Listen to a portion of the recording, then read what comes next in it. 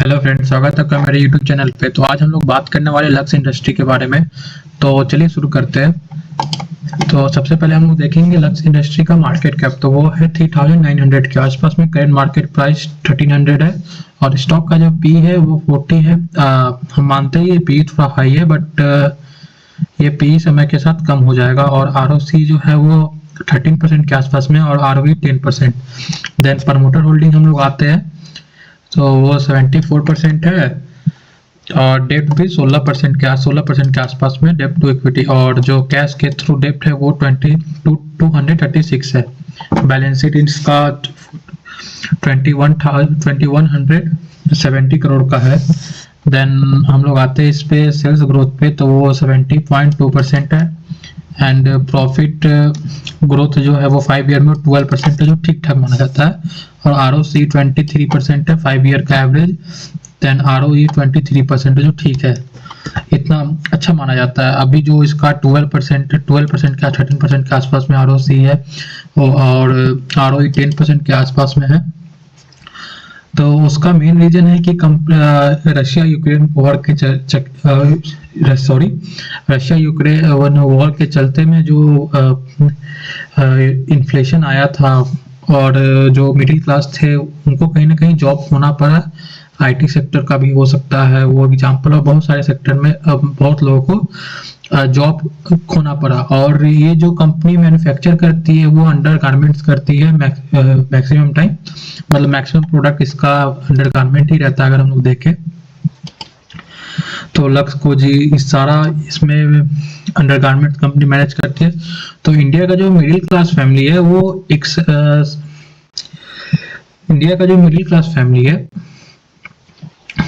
एक बार के लिए ये सब काम डिले कर सकती है, मतलब डिले करती ही है नॉर्मली। अगर मिडिल क्लास को हम लोग देखें कि अंडरगारमेंट लेना वो मतलब कि ठीक है बाद में ले लेंगे, ऐसा कोई वो इम्पोर्टेंट नहीं है इंडिया के मिडिल क्लास में। और जो लोअर मिडिल क्लास है उसमें अंडरगारमेंट लेना। तो अगर हम लोग आए तो यही मेन रीजन है कि कंपनी का जो नेट प्रॉफिट है और सेल्स तो इसका बढ़ा है। सॉरी तो सेल्स तो इसका ठीक ठाक है, मतलब कांस्टेंट है, इंक्रीज नहीं हुआ। नहीं होने के पीछे कारण हम आपको बता चुके हैं। और लेकिन कंपनी ऐसे अच्छी है, इसका फाइनेंशियल देखे फास्ट 5 ईयर का देखे तो 2 साल होने के बाद भी कंपनी 23% के आरओसी को मेंटेन करके रखी है। ये कंपनी का स्ट्रेंथ दिखाता है। और हम लोग आते हैं क्वार्टरली रिजल्ट पे, तो वो 640 करोड़ के आसपास में है और 9% ऑपरेटिंग प्रॉफिट है। तो हम लोग का जो नेट प्रॉफिट आ रहा है वो 36 करोड़ है, जो एमंग दी मतलब सितंबर 2020 के आसपास में मतलब ठीक ठाक हाईएस्ट आ रहा है। मतलब कंपनी यहाँ से दिख रहा है कि रिकवर कर रही है।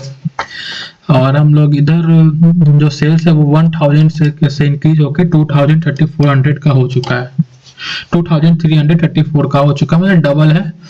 अगेन आपको पता ही होगा मेन रीजन है इसमें और ग्रोथ होती, लेकिन रशिया यूक्रेन वॉर के चक्कर में लोग डिले किए ये सब, जिनका जॉब किया है लोअर मिडिल क्लास। एक समय के लिए लोग मतलब जो अब कैसे बोले, मतलब एक टाइम के लिए जो अंडर गारमेंट्स होता है लोग स्किप कर देते हैं लेना, लोअर मिडिल क्लास, अगर उनका बजट थोड़ा टाइट हो तो अगर हम लोग देखें तो इनका जो ऑपरेटिंग प्रॉफिट है यहाँ पे ईपीएस वो भी इंक्रीज हो रहा है और नेट प्रॉफिट भी है। एंड अगर हम बैलेंस शीट पे आते हैं इस कंपनी के, तो कंपनी का जो रिजर्व है वो कंटिन्यूअस ग्रो हुआ है एंड ग्रोइंग भी ठीक मेंटेन रखे हुए 200 करोड़ के आसपास का ग्रोइंग रहा है। फिक्स एसिड में हम लोग देख सकते हैं कि 2021 के बाद यहाँ पे इंक्रीजमेंट हुआ है और कंपनी इंक्रीज कर रही है स्लोली अपना फिक्स एसिड। और अगर हम लोग इधर आते हैं शेयर होल्डिंग पैटर्न पे, तो देखते हैं कि कंपनी 2020 मार्च 2021 के बाद में इंक्रीज किया अपना होल्डिंग और ये 74% के आसपास में लेके गई है, और पब्लिक का जो है वो 17.91% है। तो अगर हम लोग इधर देखें तो हाँ, पूरा पूरा पब्लिक के पास है 17.9, मतलब 18% हम लोग मान सकते हैं। और डीआई के पास में LIC या कोटक है डीआई में, जो इनको होल्ड करके रखे हुए। FII में जाते हैं तो हम लोग जुपिटर नहीं, FII में किसी के पास नहीं है। अच्छा कोई बात नहीं, 74% पब्लिक मतलब ऑपरेटर प्रमोटर खुद ही रखे हुए हैं, 17% पब्लिक में, ये भी अच्छा सिग्नल माना जाता है। और इनका जो प्रोडक्ट है ना, वो अब मिडिल क्लास को तो ये टारगेट कर ही रहे थे, लोअर मिडिल क्लास को टारगेट कर ही रहे थे लक्स ब्रांड से लेके। अगर हम लोग आते हैं और चेक करते हैं तो अब ये अपर मिडिल क्लास को भी टारगेट कर रहे हैं, जो मतलब सो कॉल्ड रिच कहलाते हैं अपने समाज में। उनको टारगेट करने के लिए 2-3 ब्रांड ये लॉन्च किए, जिसमें से एक होगा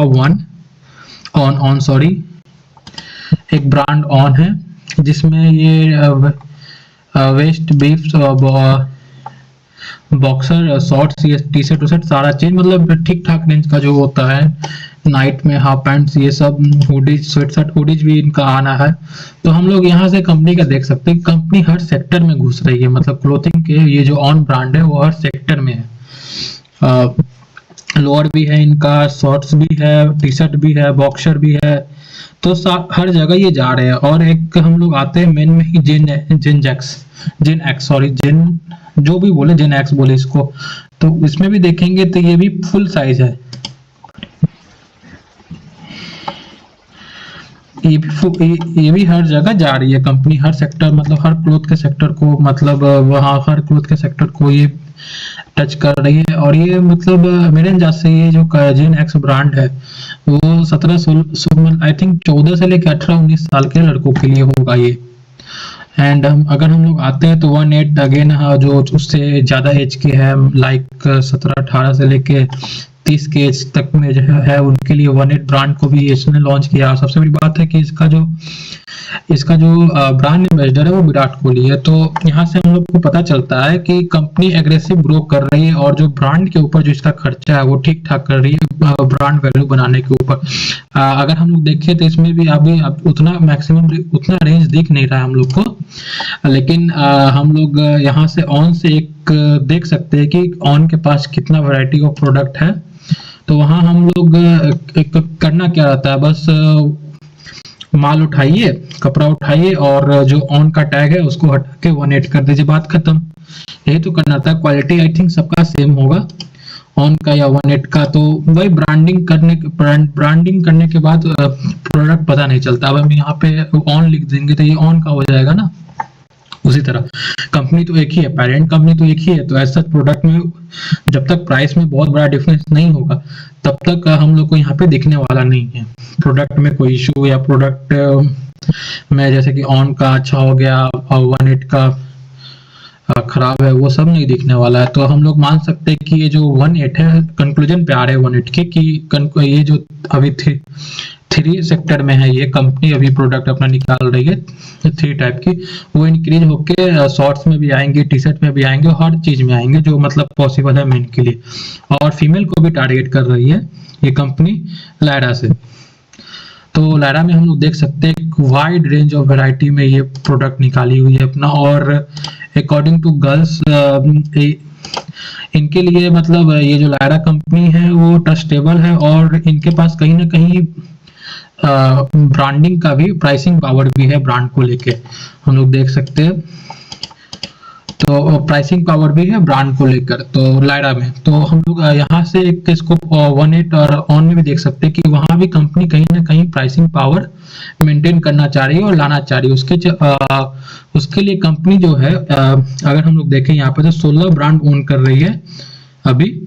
एंड यहाँ पे हम लोग देखें 836 करोड़ रुपया वो 6 ईयर में इन्वेस्ट कर चुकी है ब्रांडिंग पे। तो यहाँ से हम लोग को पता चलता है कि कंपनी एग्रेसिव जो ब्रांड बिल्डिंग है, ब्रांड बिल्डिंग से प्राइसिंग पावर आता है, ये बेसिक कॉन्सेप्ट है, तो आपको पता होना चाहिए। तो ब्रांड बिल्डिंग से प्राइसिंग पावर आता है। तो कंपनी 836 करोड़ के आसपास में खर्च की है 6 साल में बस ब्रांड बनाने के लिए।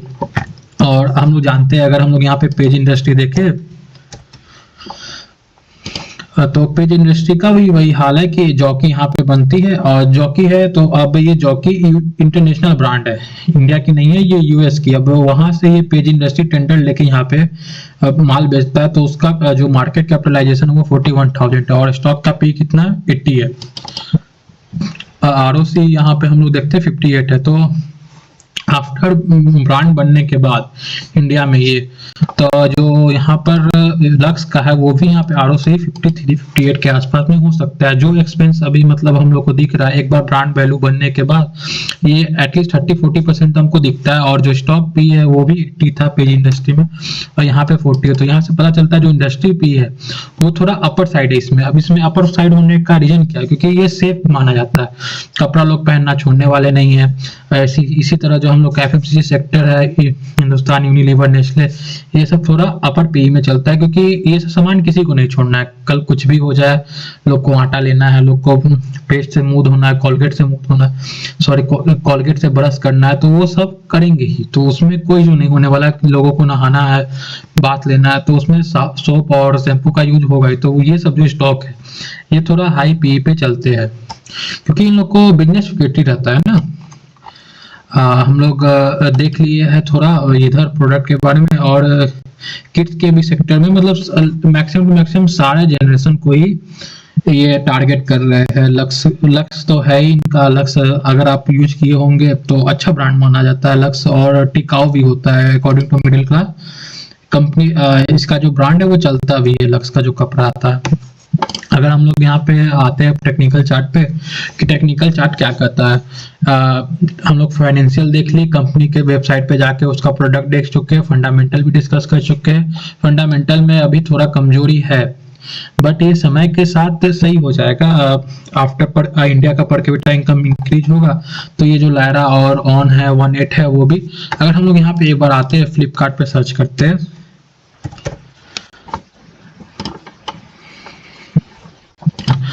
जॉकी, तो हम लोग यहाँ पे देखते हैं 200 के आसपास में पड़ रहा है इसका। 200-300 के आसपास में पड़ता है, 200 से 300 के रेंज में पड़ता है। अगर हम लोग वही इधर हम लोग ऑन देखते हैं तो उसका भी यही रेंज हम लोग को दिख रहा है। मतलब ये जॉकी का जो रेंज है वही रेंज हम लोग को, मतलब प्राइसिंग रेंज जो जॉकी में आता है वही हम लोग को ऑफर मिल रहा है आपका ऑन में। और हम लोग इधर आते हैं 18 में,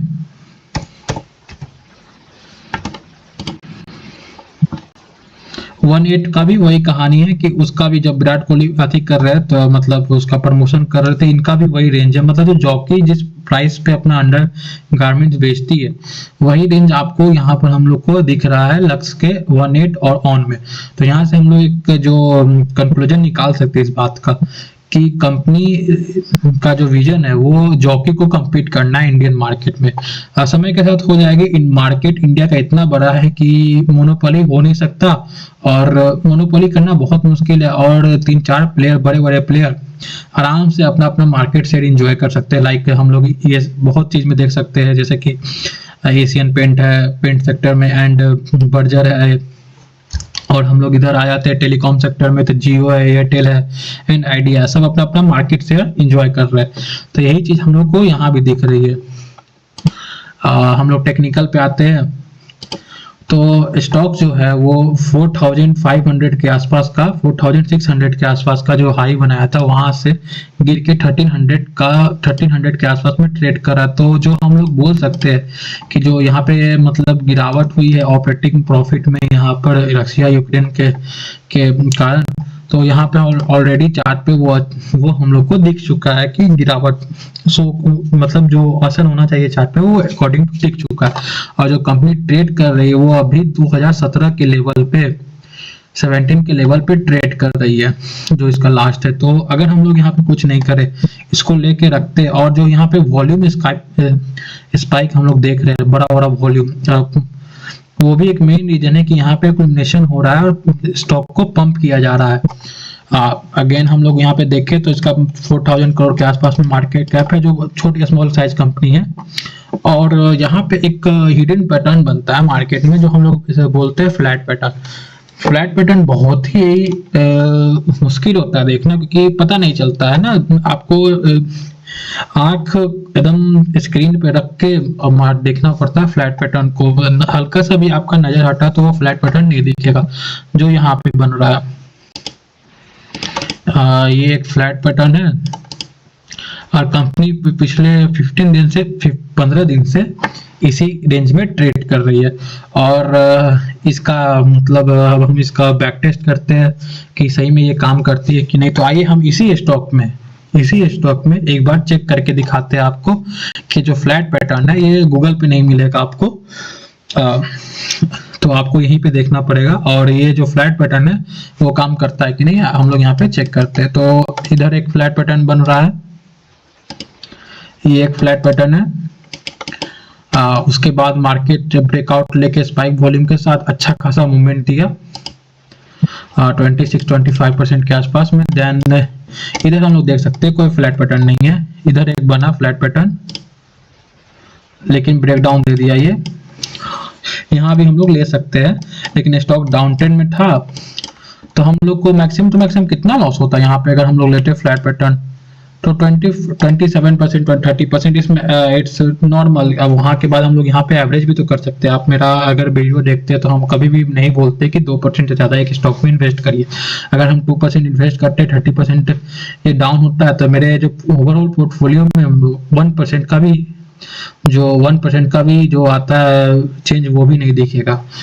इसको हम मेरे पोर्टफोलियो में 1% चेंज के लिए इसको मिनिमम 100% डूबना पड़ेगा, तब जाके मेरे पोर्टफोलियो पे 1% का इशू आएगा।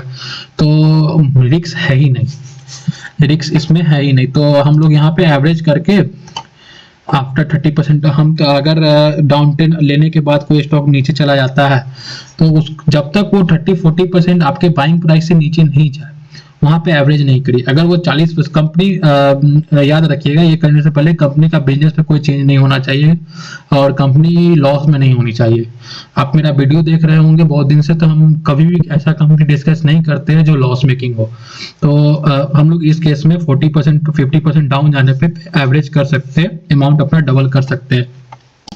तो आप इधर लिए रहते तो अभी आपको 1 ईयर का होल्डिंग रेट है 25% के डाउन साइड के साथ। चाहते तो आप ये पैटर्न देख के यहाँ पे आप एवरेज कर लेते यहाँ पर और देन यहाँ से प्रॉफिट हो सकता था जो आपको net to net cost to cost पे भी रहते आप। अगर हम लोग और पीछे जाए तो अब यहाँ पे फ्लैट पैटर्न नहीं बना है, इधर एक फ्लैट पैटर्न बना है। देखिए बड़ा कैंडल के अंदर में 6-7 कैंडल, ये जितना बड़ा रहता है उतना बड़ा मोमेंटम आता है।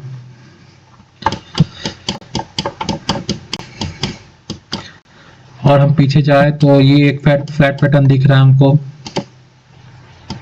समय के साथ आपको आएगा। देखिए ये भी 1 महीना के आसपास फ्लैट 1 महीना रहा है ये मार्केट। जितना दिन रहता है उतना फायदा रहता है, उतना बड़ा मोमेंटम आने का चांस रहता है। हम लोग इधर देखें